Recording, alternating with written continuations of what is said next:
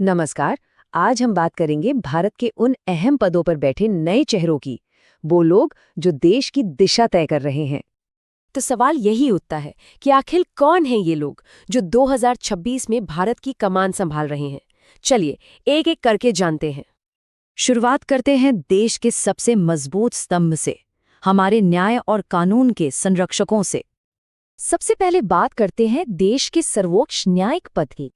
तो भारत के 53वें मुख्य न्यायाधीश यानी कि चीफ जस्टिस ऑफ इंडिया अब हैं न्यायमूर्ति सूर्यकांत। इन्होंने न्यायमूर्ति BR गवई की जगह ली है। अब आगे बढ़ते हैं लॉ कमीशन की तरफ। ये वो बॉडी है जो सरकार को कानूनी सुधारों पर सलाह देती है। यहाँ भी एक नया चेहरा है।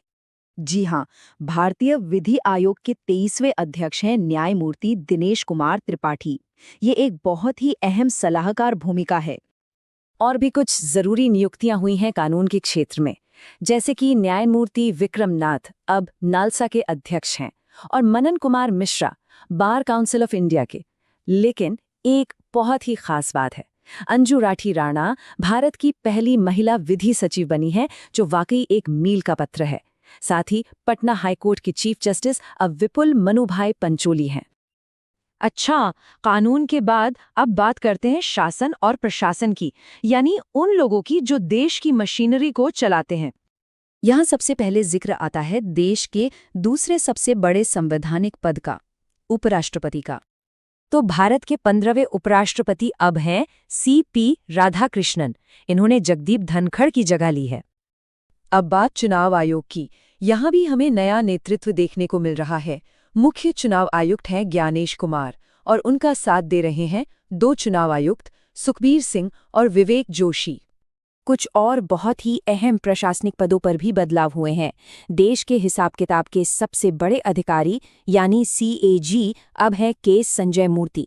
वहीं CGA का पद संभाल रही हैं TCA कल्याणी।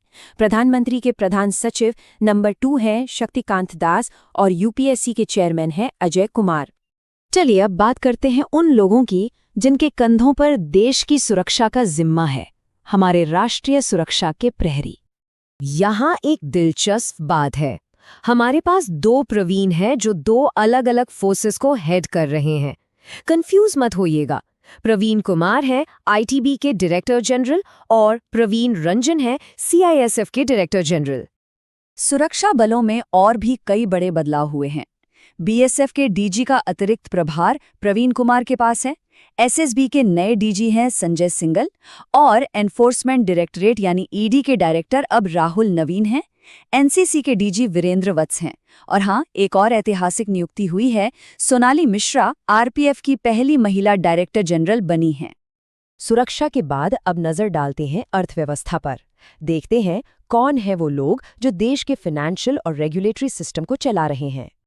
और शुरुआत करते हैं वित्त मंत्रालय से, जहां एक बहुत ही अहम पद पर बदलाव हुआ है। नए वित्त सचिव यानी फाइनेंस सेक्रेटरी अब अजय सेठ हैं। इन्होंने तुहीन कांता पांडे की जगह ली है। देश की आर्थिक नीतियों को बनाने में ये पद बहुत अहम होता है।